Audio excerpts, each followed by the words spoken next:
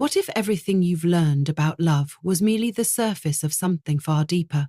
Carl Jung, one of the most penetrating minds of the modern era, did not see love as a tale of possession or fairy tale fulfillment. He saw it as an alchemical fire, a force that does not just unite two people, but transforms the soul.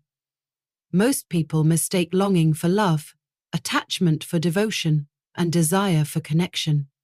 But true love, Jung believed, is not rooted in fantasy or need. It is born of something much rarer, inner wholeness. Love, for Jung, was not the search for your missing half. It was the journey of becoming whole within yourself and then choosing to meet another as an equal, not to be completed, but to be reflected. Real love does not cling. It awakens. It demands that you confront the parts of yourself that you hide, the shadows you would rather ignore, and the fears that live beneath your desire to be loved. It does not flatter the ego, it humbles it. And yet, when it arrives, it is unmistakable. Because unlike infatuation, it does not rush or demand. It stands calmly at the door of your psyche, waiting for you to see it clearly, not as a fantasy, but as a mirror. So the question is not merely, are you in love, but rather, is your love real? In what follows, we will uncover 7 signs that your connection is not just emotional, but transformational. 7 subtle but powerful markers that what you're experiencing is not illusion, not dependency, but the presence of true love, as Jung understood it. A sacred encounter that leads you back to yourself. To Jung, love was never meant to be a prison of craving, but a sanctuary of freedom. Real love, he believed, cannot thrive in the shadow of possession. It does not cling. It does not trap. It does not whisper, "You are mine." Instead, it breathes. It expands. It says, "I see you as you are, and I do not need to bind you to keep you near." What many call love is often only attachment wearing a romantic mask. And beneath that mask lies fear. Fear of abandonment, fear of inadequacy, fear of losing control. Possessiveness is not proof of passion. It is the ego's attempt to anchor itself in the other, to find security not by standing on its own, but by controlling what feels most unpredictable, another soul. Yet this control suffocates. It turns devotion into duty and desire into dependence.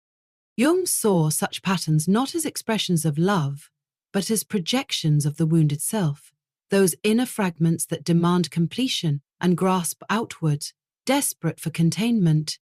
But love in its truest form is not about completion. It is about resonance, 2 whole beings, each grounded in their own becoming, choosing, freely, to walk side by side. Like 2 flames burning beside each other, neither consumes the other, but both illuminate the path ahead. When you love without trying to possess, you begin to understand a more sacred dimension of relationship. You recognize that encouraging your partner's individuality is not a threat to intimacy, but the soil in which real connection grows. It is the difference between a vine choking a tree and a tree growing stronger beside another. One seeks to dominate, the other stands in mutual respect. A partner who truly loves you will not fear your evolution. They will not shrink your world in order to preserve their comfort. They will not clip your wings in the name of staying close. Instead, they will look at your unfolding and say, "Go, become. I will be here, not because I must, but because I choose to."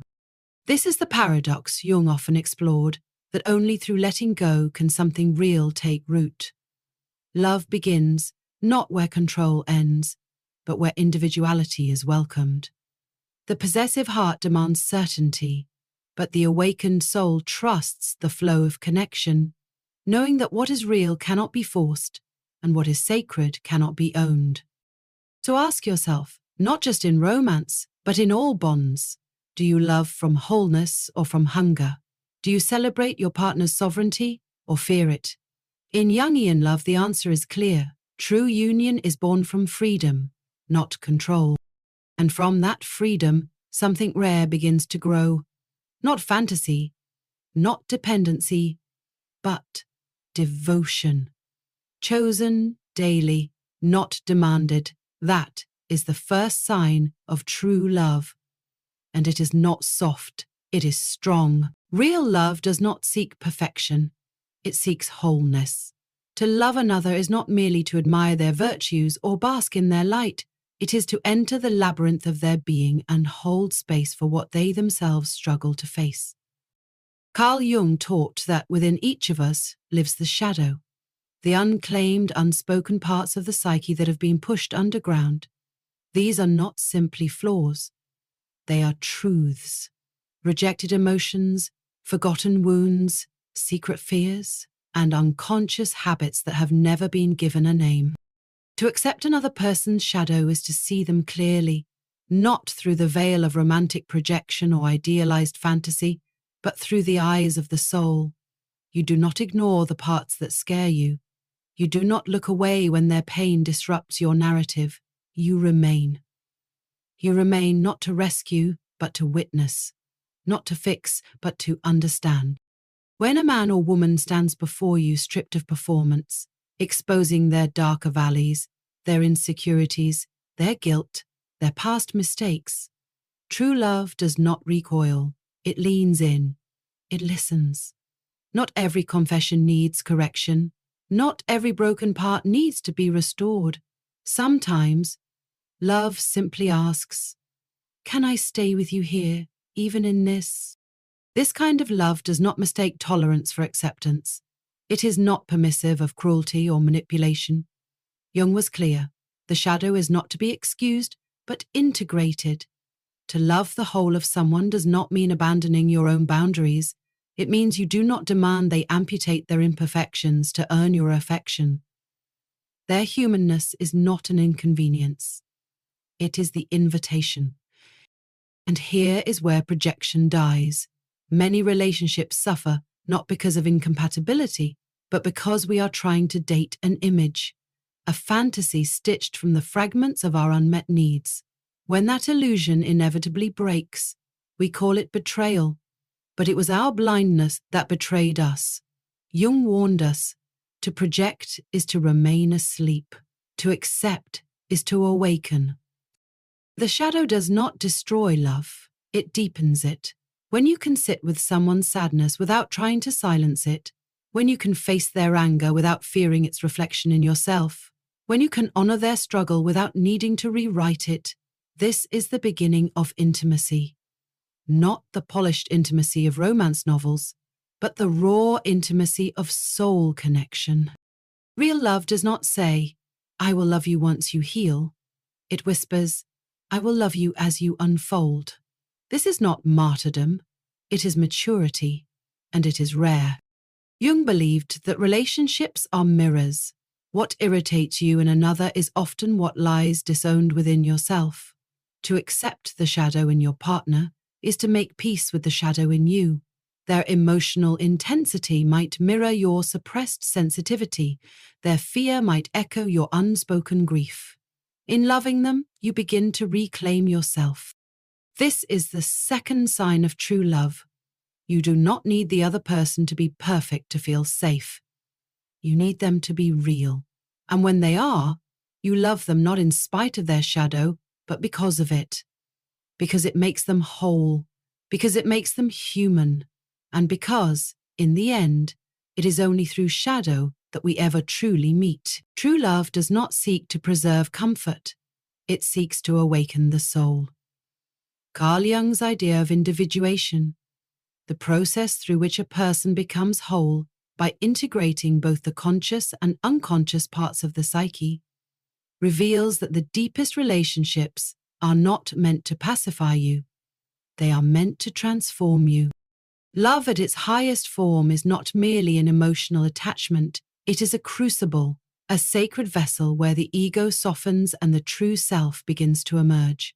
In contrast to codependent bonds that keep both partners trapped in familiar cycles of avoidance and fear, Jungian love disturbs the surface so that what lies beneath may rise into awareness.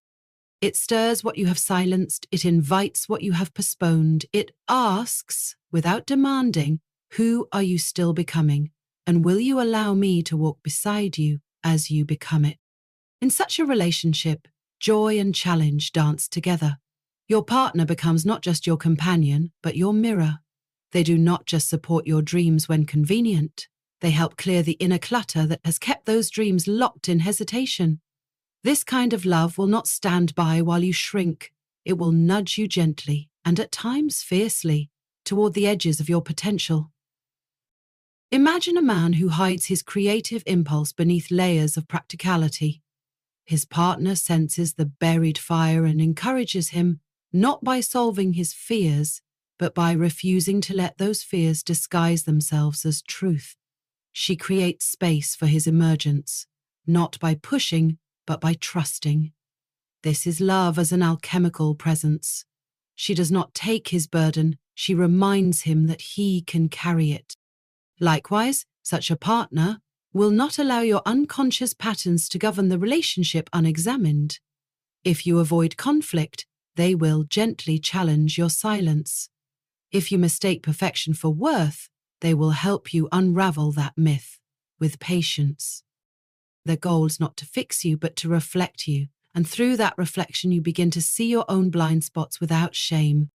Jung taught that what we do not make conscious will rule our lives, and we will call it fate. A partner who loves you deeply will not conspire with your fate. They will call you back to awareness. Not with judgment, but with clarity. They will remind you of the places where you've stopped growing, not to wound you, but to water what has withered. In their presence, you are not asked to be perfect. You are asked to be real. And in being real, you become free.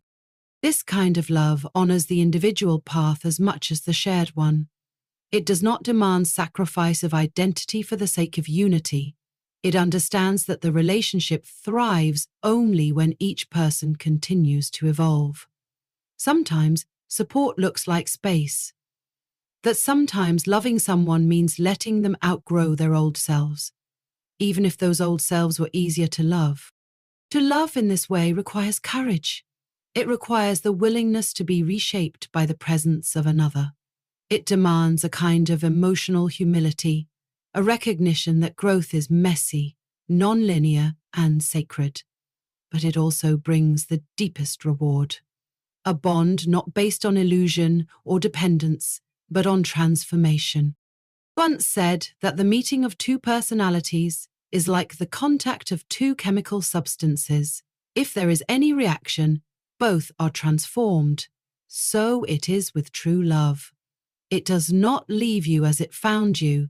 It takes your fragmented pieces and asks, are you ready now to become whole? The early stages of romantic love often feel like alchemy. A glance ignites a fire. A voice lingers in the mind. Everything about the other seems charged with meaning, mystery, and magic. It is easy to believe, in those moments, that you have found your missing piece. But Carl Jung would gently remind us, this intoxication is not love. It is projection. And projection, though sacred in its function, is an illusion in its form. Jung taught that within each of us lives a hidden blueprint. For men, the anima, a feminine archetype that reflects emotion, intuition, and the soul's voice. For women, the animus, a masculine inner figure charged with energy, reason, and spirit. These archetypes are not based on gender roles or superficial ideals. They are ancient, inherited patterns, fragments of the self that dwell in the unconscious, longing for expression. When we meet someone who even vaguely reflects these inner images, the psyche awakens with urgency. We are not merely drawn to the person in front of us. We are summoned by something familiar, something we have seen in dreams, something we have always carried. This is why the early stages of romance can feel so cosmic. You are not just seeing the other, you are seeing a symbol, and the symbol is lit from within by your own longing. But here lies the turning point. All projections eventually collapse. The goddess reveals her humanity. The hero shows his fear. and what was once divine becomes startlingly ordinary. For many, this is the moment love dies, but for Jung, it is precisely the moment love can begin. Because true love does not live in the projection, it emerges only after the veil has lifted, when you no longer see your ideal, but the real, when the fantasy gives way to flaws and you choose to stay, not because the illusion is beautiful, but because the truth is alive. Real love, Jung would say, begins where idealization ends. It is forged not in the ecstasy of first contact, but in the daily act of choosing someone, even after the mystery fades. It is built in the quiet hours, in the small betrayals and mutual forgiveness, in the recognition that this person before you is not here to complete you, but to walk beside you. Consider couples who have passed through the fires of projection and emerged stronger. They no longer expect their partner to play the roles they unconsciously assigned: the savior, the muse, the protector. They have stopped demanding perfection and started honoring presence. They see not the symbol but the soul, and they choose, again and again, to meet that soul with tenderness. His love is not loud. It does not shout in public or burn with constant drama. It is a hearth, not a flame, steady, enduring, capable of warmth even in silence. That does not mean Eros disappears. Jung believed Eros, the principle of connection and desire, was essential to psychic vitality. But it must be balanced with logos, with presence, with reality. Passion without depth is wildfire. Love that integrates passion with truth becomes sacred fire. And so, the fourth sign of true love is this: it does not end when the fantasy dissolves. It begins. When you can look at your partner, stripped of illusion, and still feel awe, not because they are perfect, but because they are human. When you see them clearly and choose them not despite their flaws, but with them, that is not infatuation. That is love. Real, imperfect, evolving. The kind of love that grows not through projection, but through presence. And presence, Jung would say, is the gateway to the soul. One of the most enduring illusions in love is the myth of the missing half. The idea that we are born fractured and must search the world for the one person who will complete us. This belief, deeply romanticized across myths, literature, and culture, casts love as a remedy for our inner emptiness. But Carl Jung saw through the seduction of this fantasy. He understood that the love which begins from lack rarely leads to wholeness. It leads to dependence, projection, and ultimately disappointment. To Jung, true love does not begin with the desperate call of incompletion. It arises from fullness.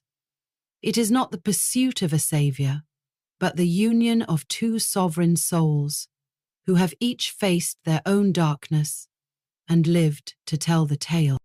Individuation, the process of becoming whole within oneself, is the necessary groundwork. It is the alchemical fire through which we learn to sit with our fears, reclaim our shadows, and no longer need another person to validate our worth. This is why love that grows from need often feels like bondage. It says, "Without you, I am nothing." It mistakes longing for depth. In contrast, love born from inner wholeness says, "With or without you, I remain myself, but with you I expand." The difference may seem subtle, but it is profound. One seeks completion, the other seeks connection. Consider the individual who cannot be alone, who moves from one relationship to the next as a way to escape their own silence. Each partner becomes a temporary salve, a distraction from the void they refuse to face. But the emptiness remains. Jung would suggest that this is not love, but a form of spiritual exile, a running away from the self under the guise of romantic longing. Real love begins when we no longer need to be rescued, when we can meet another as a companion, not as a cure. In a relationship between two whole individuals, There is space, space to breathe, space to grow, space to be. There is no pressure to merge, to collapse into each other, or to erase individuality in the name of intimacy. Instead, there is deep mutual respect. Each partner becomes a mirror, not a crutch, a reflection of the self rather than a replacement for it. This kind of relationship is rooted in freedom. You see it in couples who encourage one another's independence, who do not collapse into codependence but walk side by side. They are not threatened by differences, they are nourished by them. Their love is not a transaction of emotional labor, but a celebration of each other's wholeness. Jung psychology reminds us that the foundation of a meaningful connection is not fusion, but integration. To truly love is not to lose oneself in another, but to meet another from the clarity of being found. You do not seek someone to rescue you from your inner world. You invite them into it, not as a savior, but as a witness. To say, "I do not need you, but I choose you," is perhaps the most powerful expression of love a person can offer. It honors the soul's journey toward independence, while inviting partnership not as a necessity, but as a sacred addition. In the end, love is not the solution to your incompleteness. It is the fruit of your wholeness.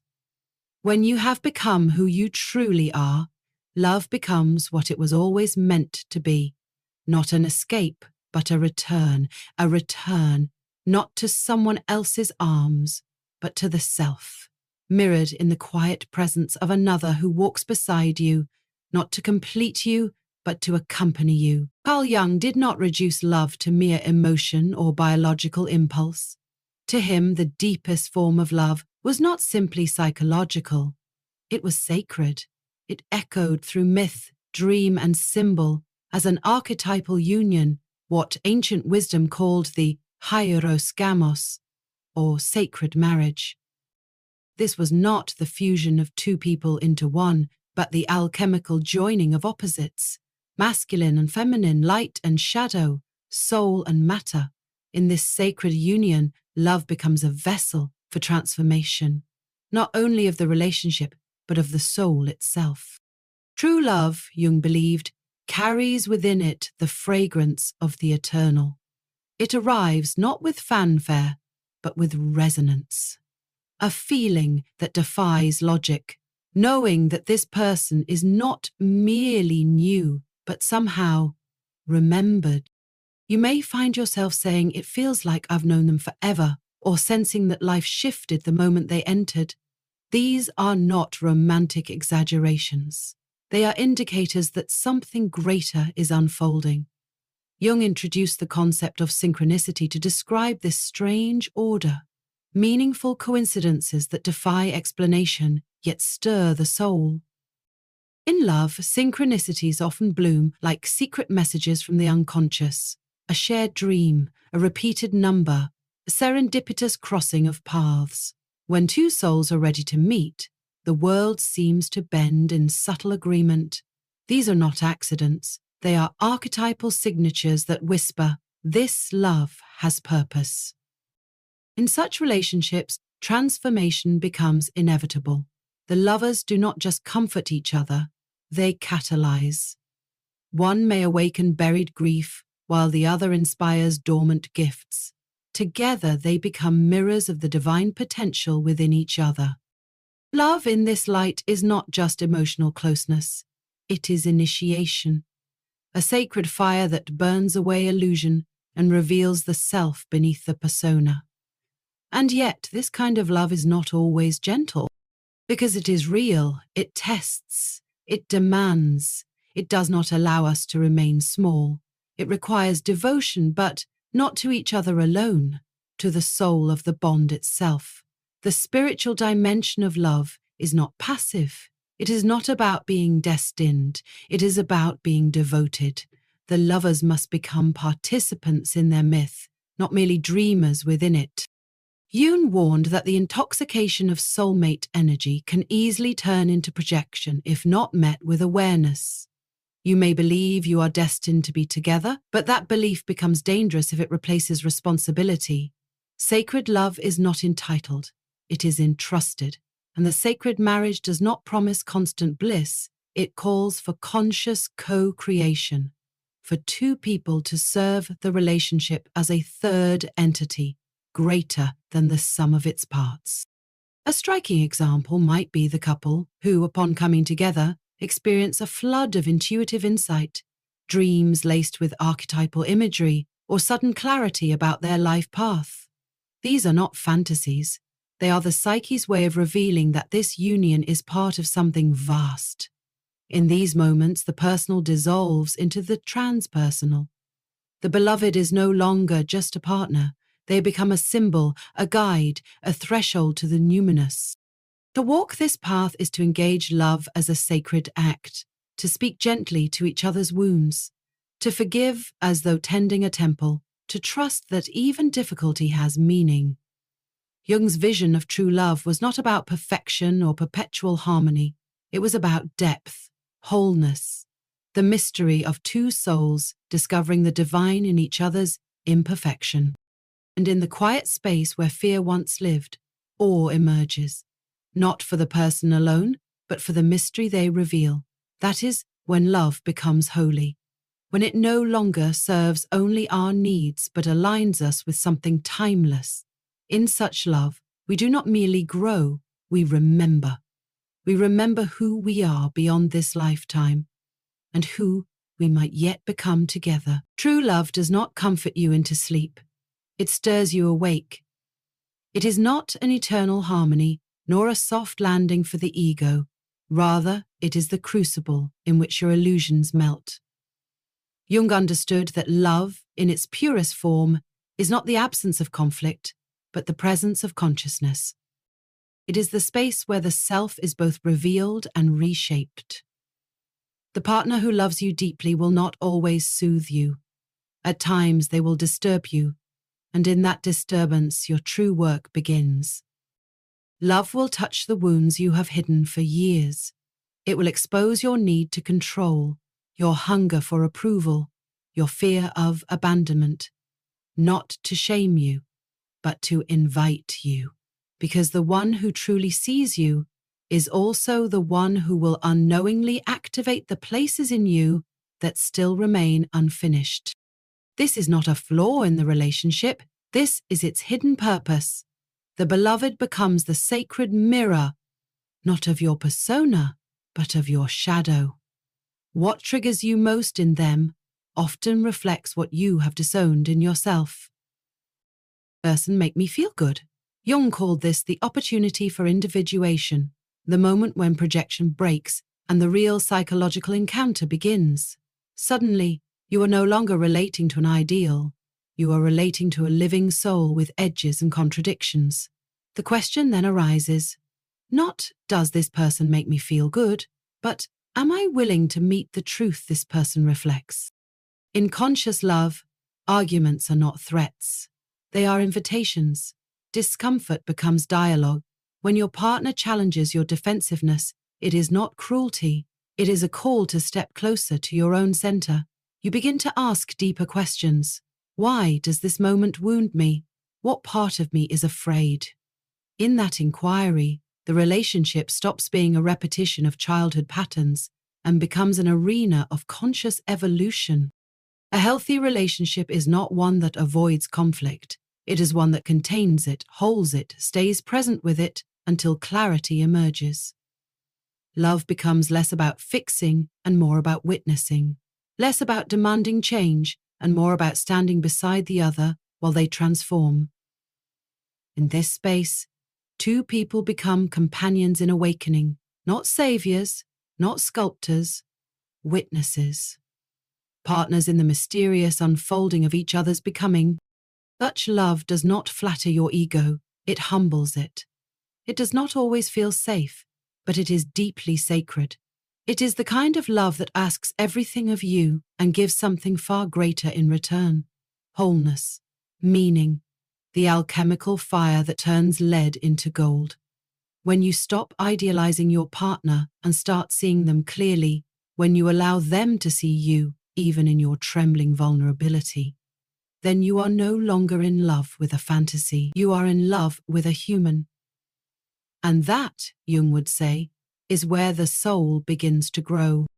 So ask yourself, are you being challenged by love or comforted into unconsciousness? Are your wounds being exposed or are they being avoided? If your relationship is waking you up, even through struggle, then perhaps you are exactly where you need to be. Love's true purpose is not to complete us. It is to return us to ourselves.